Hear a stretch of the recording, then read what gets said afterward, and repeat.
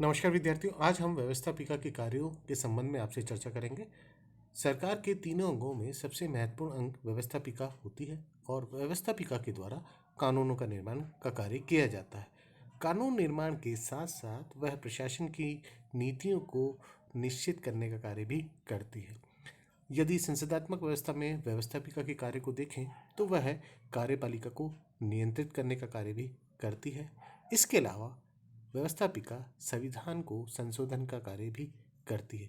संविधान को संशोधन करना, संविधान में कुछ परिवर्तन करना या संविधान के को पूरा ही परिवर्तित करने का कार्य भी व्यवस्थापिका के द्वारा किया जाता है।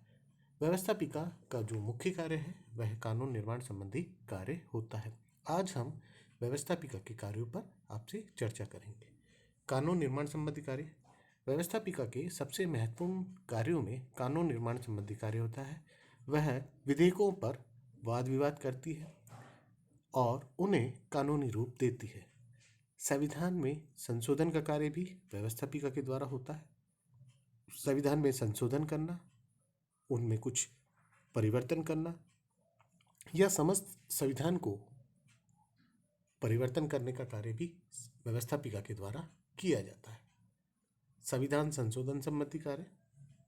व्यवस्थापिका संविधान संशोधन का कार्य भी करती है। विभिन्न देशों में व्यवस्थापिका के द्वारा जो संशोधन की पद्धति है वह अलग अलग तरीके की अपनाई गई है और यह पद्धति के द्वारा उन देशों में संविधान संशोधन का कार्य किया जाता है। विचार विमर्श का कार्य। व्यवस्थापिका, जिसे पार्लियामेंट का नाम भी दिया गया है, पार्लियामेंट विचार विमर्श की एक सभा है।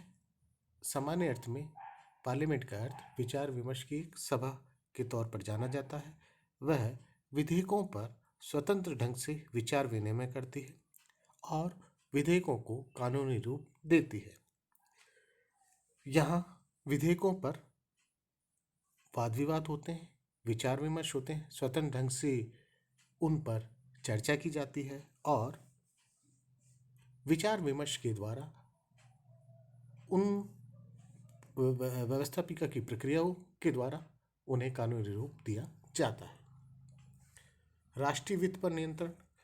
व्यवस्थापिका कानून निर्माण संबंधी का कार्य के अलावा राष्ट्रीय वित्त पर भी नियंत्रण रखती है।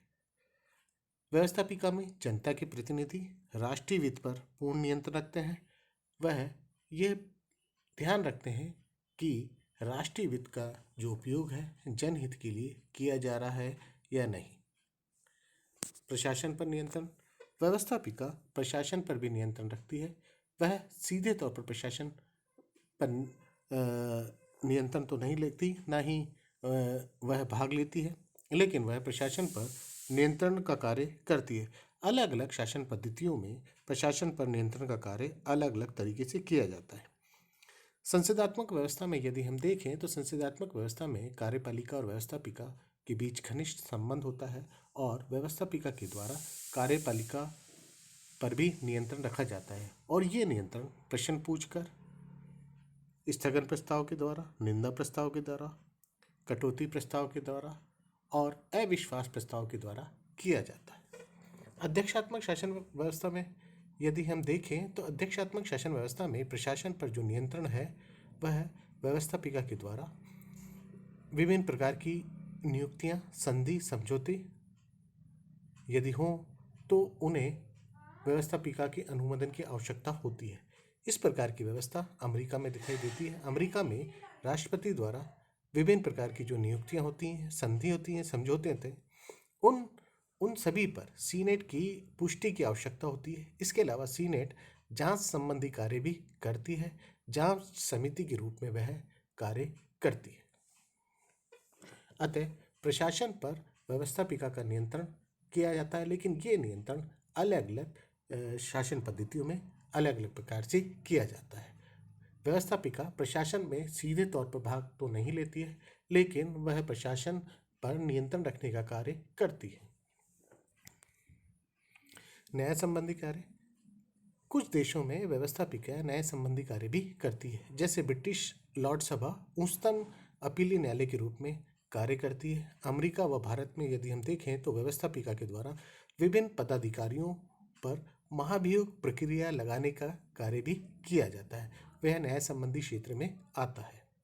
निर्वाचन संबंधी कार्य, व्यवस्थापिका के द्वारा निर्वाचन संबंधी कार्य भी किया जाता है। कुछ देशों में निर्वाचन संबंधी कार्य यदि हम देखें तो स्विट्जरलैंड में मंत्रिपरिषद का निर्माण व्यवस्थापिका के द्वारा होता है। साथ में वह सेनापति न्यायाधीशों की नियुक्ति भी करती है।